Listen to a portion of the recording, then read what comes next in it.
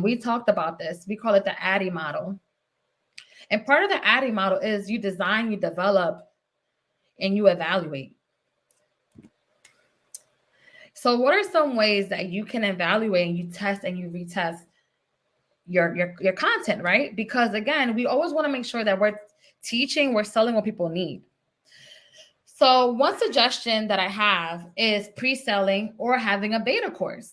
So there are two different strategies to, again, creating this stream of income that's passive, but that's relevant. So in the past, I've used pre-selling and beta courses. So one time I couldn't believe this, but I heard this terminology so much, like pre-selling, like don't waste your time creating something people don't want. Like you should pre-sell.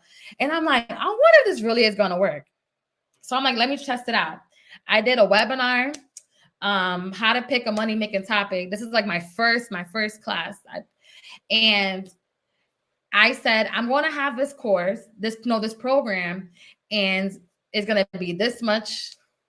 And these are the things that is going to be covered, right? Mind you, I had not created this course at all. I knew the concept. Now, again, everyone that's here is an expert. This is why we're talking about this. But if you do not know your content, please do not do this.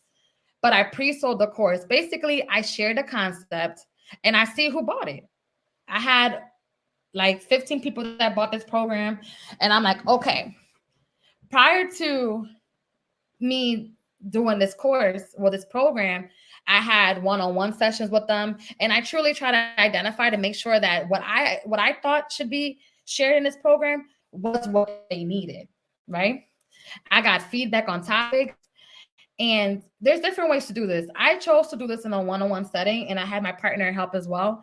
But you can also do this through surveys, and I've done it through surveys.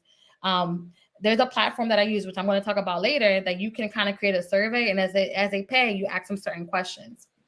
And then the best part, I got paid before I created. So I knew I wasn't wasting my time. Another way to kind of prove your concept, prove that this course is what you should be doing and is what your customers really want, is by having a beta course.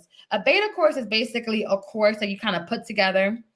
Again, it's a rough draft of your course. You kind of sell it at a lower cost than what you normally want to sell your signature offer, and then you get feedback on it. And again, why do you want this feedback? Why are you doing a beta course? Because you're testing it. You're testing it to your demographic. This is like to your warm audience to truly make sure that this content is the content that they need, the content that they're seeking. Because I don't know if you guys have experienced this, but when I first started, I would use a lot of, because I'm really a nerd about L&D, learning and development, and just training. I would use a lot of terminology that we use in that field, that I use in corporate America, that eventually I realized it wasn't resonating with the average person. Is a difference between me creating courses for corporate, for employees, and teaching everyday people in their businesses who perhaps they do hair. And because of the pandemic, they weren't able to do hair in person anymore.